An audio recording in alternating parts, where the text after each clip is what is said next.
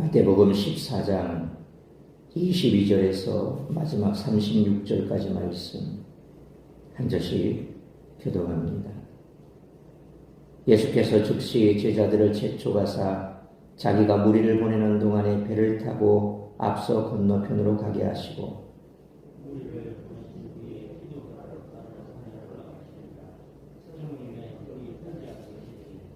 배가 이미 육지에서 술이나 떠나서 바람이 거스름으로 물결로 말미암아 고난을 당하더라.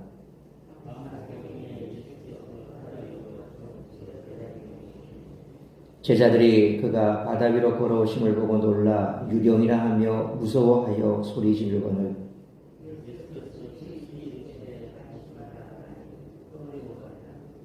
베드로가 대답하여 이르되 주여 만일 주님이시거든 나를 명하사 무리로 오라 하소서 하니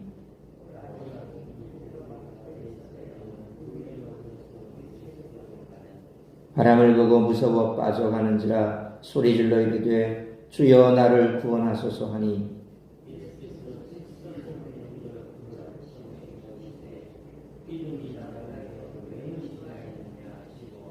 배에 함께 오름에 바람이 그치는지라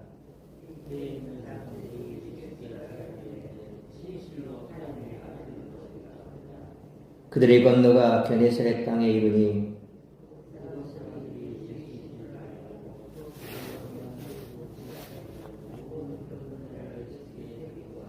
(36절) 같이 읽습니다. 다만 예수의 옷자락이라도 손을 대게 하시기를 간구하니 손을 대는 자는 다 나음을 얻으니라.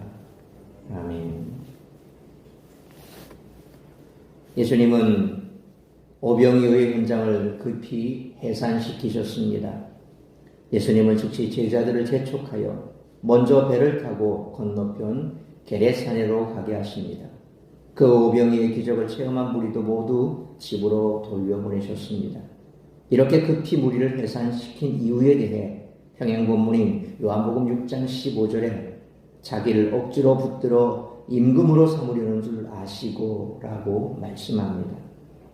마태는 구체적인 이유를 기록하지 않았지만 세례 요한의 죽음으로 더 강렬해진 정치적 메시아에 대한 무리의 열망에 제자들이 동조할 것을 차단하기 위해서라는 가능성을 배제할 수는 없습니다.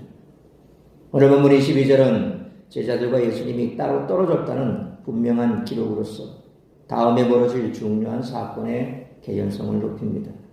이전의 말씀에서 마태는 예수님이 무리를 걸으신 기적을 구약의 하나님의 역사로 묘사하고 있습니다. 예수님은 구약에서 하나님이 하신 일들을 똑같이 하십니다. 물을 통제하시며 물에 빠져 위험에 처한 백성을 구하신 하나님이 스스로 지칭하는 내가 그다, 에고 에이미라는 표현을 사용해 자신이 누구인지를 밝히십니다. 하나님이 물을 제압하여 노아의 가족과 이스라엘 백성들을 구원하셨던 것처럼 예수님도 물을 통제하여 자신의 백성을 구해내십니다. 예수님은 다윗 혈통의 메시아시며 이사야 선지자가 묘사한 하나님의 종이시자 하나님의 아들이십니다. 제자들의 대표로서 베드로는 예수님이 하신 일을 똑같이 합니다. 이는 예수님을 따르는 사람 곧 제자가 어떤 자인지를 보여줍니다. 예수님이 구약의 하나님이 하신 일, 구원을 위임받아 하시듯이 제자들도 예수님의 사역에 참여합니다.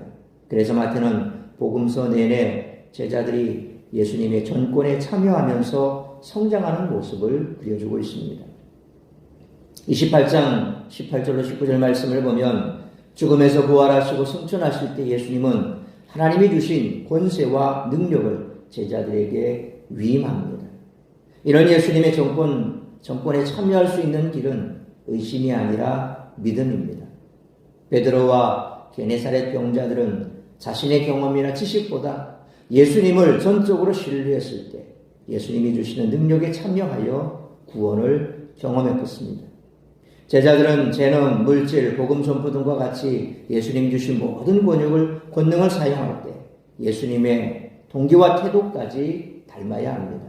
자신을 드러내기 위함이 아니라 고통당하는 백성들의 필요를 해결하기 위해 권능을 사용하셨던 그 예수님의 뒤를 따르는 것이 제자도인 줄 믿으시길 바랍니다. 오병이어 사건 직후 예수님이 무리를 걸으신 오늘 본문의 사건은 예수님의 신성과 하나님의 아들이 되심을 확실하게 보여주는 증거입니다. 그런데 마태복음은 특별히 이 사실이 현실 교회에 어떤 의미를 가지고 있는지에 대해 큰 관심을 가지고 있습니다. 따라서 오늘 본문의 말씀을 통해 우리들이 깨달아야 할 것은 첫째로 22절로 27절 말씀처럼 주님이 고난당하는 교회를 구원하신다는 것입니다. 22절로 23절 말씀처럼 제자들은 배를 타고 앞서 건너가고 예수님은 기도하러 산에 올라가셨습니다. 이는 마치 예수님이 교회를 떠나 승천하시고 교회는 세상으로 파송되는 그런 모습을 연상시킵니다.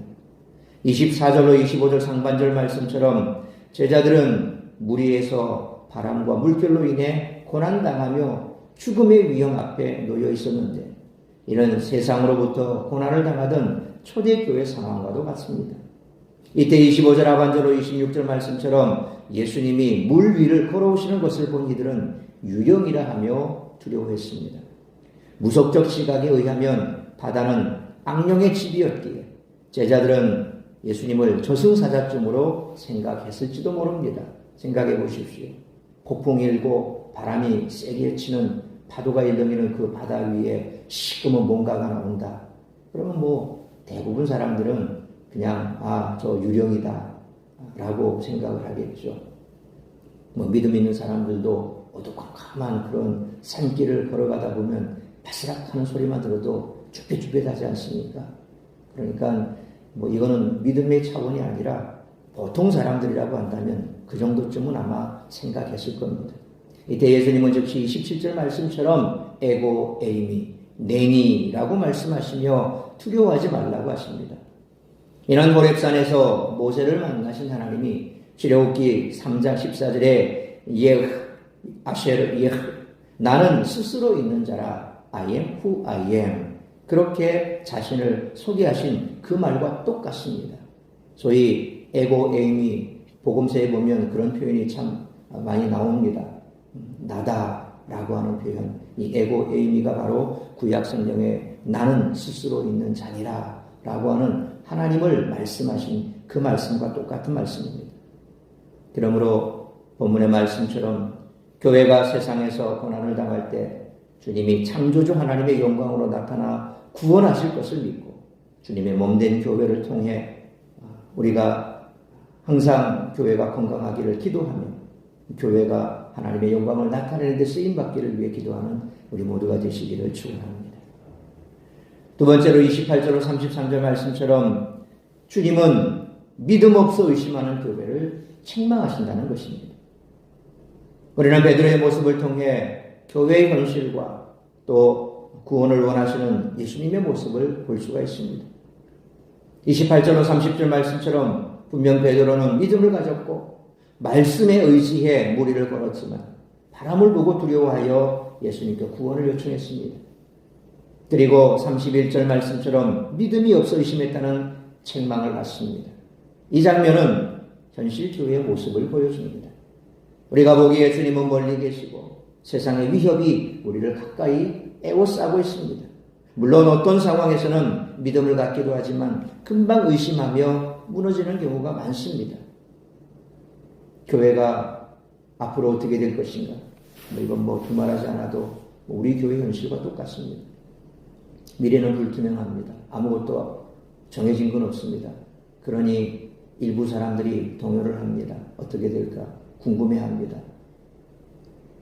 주변에서는 이렇다 저렇다 우리 교회를 산에 만에 어쩌네 저쩌네 이런 말들이 수년간에 걸쳐서 계속 나왔습니다. 심지어는 2021년이었나 22년이었나 여기 들어와서 자기네들이 뭘 한다는 소리까지 들리고 아무튼 별의별 소리가 다 들렸습니다. 그러니 그런 얘기를 들었던 성도님들이 마음이 동요될 법도 하죠. 그래서 어떤 분은 저한테 직접적으로 어떻게 됩니까? 물으시는 분도 있습니다. 제가 뭘 말하겠습니까? 정해진 건 없습니다. 근데 우리는 그냥 기도할 뿐입니다. 하나님께서 하십니다. 그 말도 못 믿으시는 분들은 그렇게 하고 떠나가신 분도 있고 또 거기에 별의별 얘기를 다 덧붙여서 얘기하시는 분도 있고 아무튼 뭐 별 얘기가 다 나왔습니다. 환경이 그렇습니다.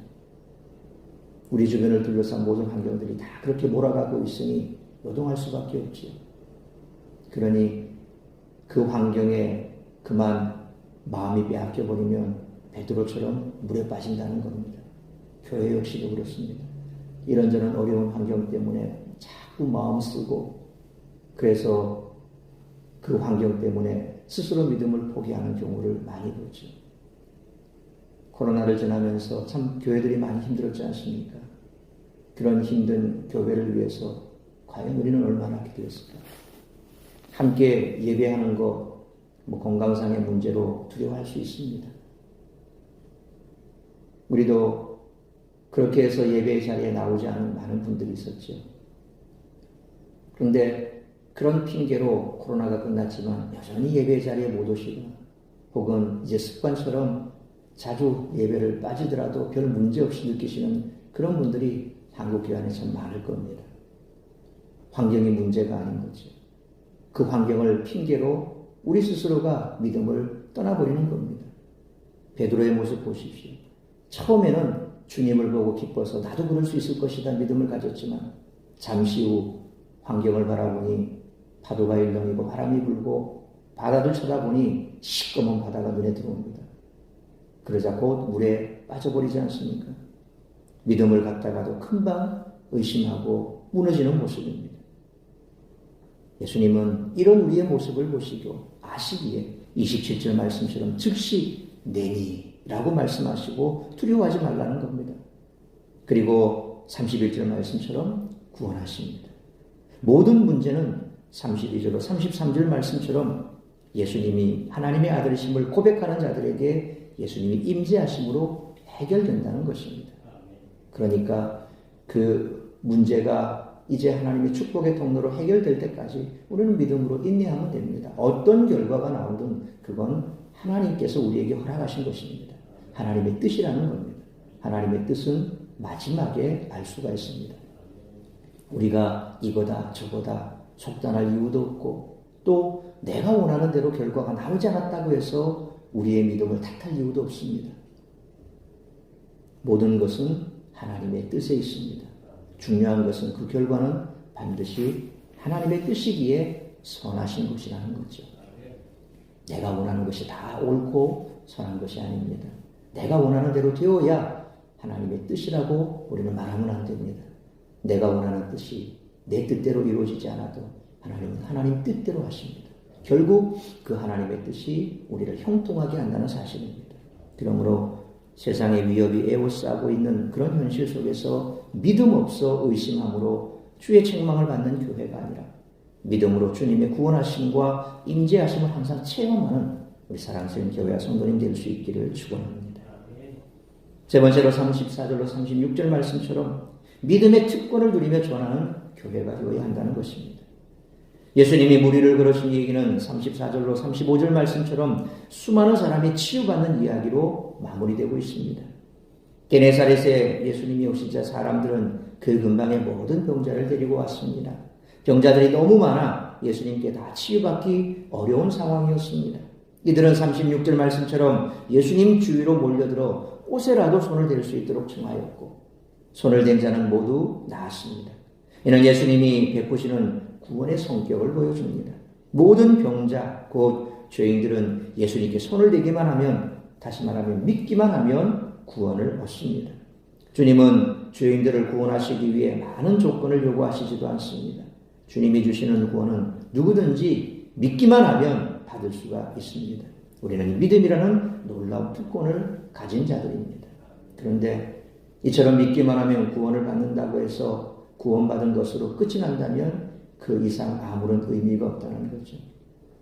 우리 주님께서는 우리를 구원하시기 원하지만 그 구원으로 그치는 것이 아니라 결국 그 구원을 통해서 마지막 예수님께서 말씀하신 제자가 되는 것입니다. 제자가 된다는 것은 앞서 말씀드린 것처럼 예수님이 하는 것을 해야 된다는 겁니다. 예수님이 하기를 원하셨던 것을 계속 이어받아서 하는 것입니다. 그게 바로 28장 마지막 18절로 21절 말씀, 20절 말씀까지 그 말씀처럼 땅끝까지 이르러 내 증인이 되라는 말씀입니다. 주님을 통해서 구원받았고 질병이 치유받았고 삶이 새롭게 됐다라고 한다면 그걸 나가서 전하는 거죠. 그게 제자인 것입니다. 근데 많은 사람들은 내 질병이 고침받았으니 끝, 믿고 천국 갈 수 있으니 끝, 그것으로 끝나버립니다. 결국 그거 하나 붙들고 살다 보면 오늘 베드로처럼 풍랑이나 세상 속에서 견디지 못합니다. 믿음은 계속해서 성장해 나가야 됩니다. 예수님이 제자의 길로 나아가서 제자의 삶을 살 때 내가 구원받았고 고침받았고 해결받았던 그 문제는 계속해서 씨앗이 되어서 내 믿음을 성장시키지만 내가 간절히 소망했던 구원받고 고침받고 치유받은 것으로 끝나버린다면 거기에서 그 밀은 썩어져 열매를 맺지 못합니다. 이후에 내 믿음은 정체기 소위 멈춰져 있습니다. 멈춰 있는 것은 그 자리에 멈춘 것이 아니라 퇴보입니다. 결국 그런 믿음을 붙들고 살아가면 내 믿음은 점점 사라져가고 풍랑이는 바다에 베드로가 빠졌던 것처럼 처음에는 믿음으로 시작했지만 나중에 결과적으로 그 믿음조차 제대로 지키지 못하는 그런 일들이 벌어진다는 겁니다. 그래서 성경은 말합니다.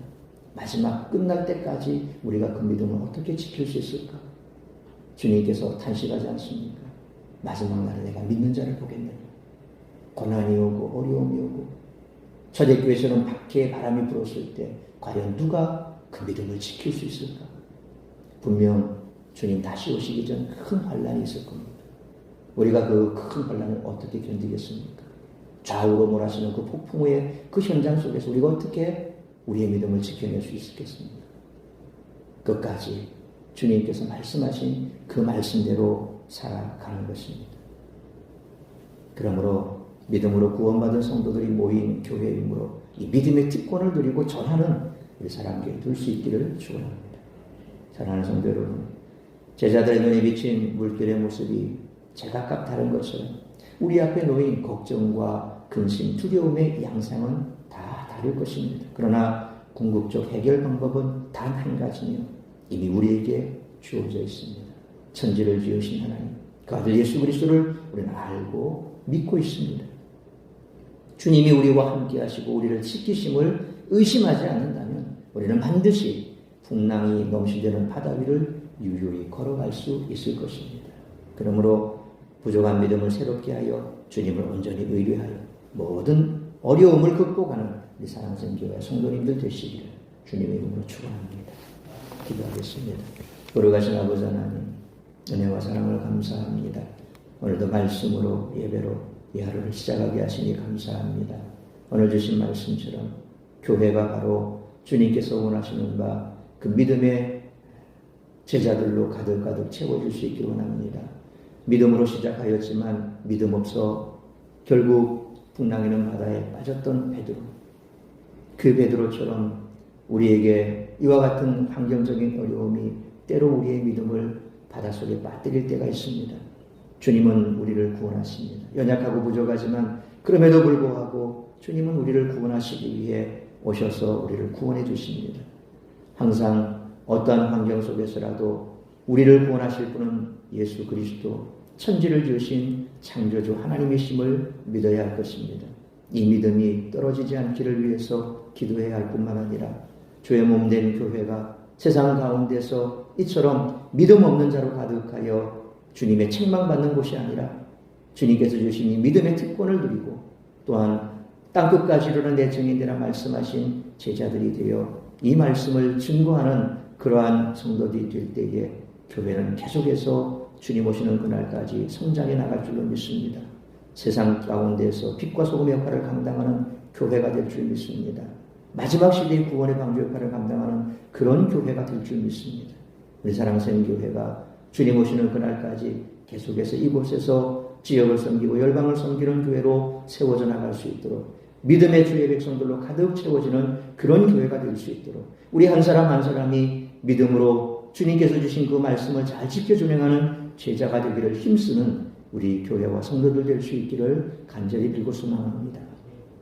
오늘도 나를 통하여 이루어지는 하나님의 뜻을 이루어드리는 그런 복된 한 날의 삶을 살아가는 우리 모든 성도들 될 수 있기를 간절히 빌고 소망합니다. 이 모든 말씀 우리 주 예수 그리스도의 이름으로 기도하옵나이다. 아멘.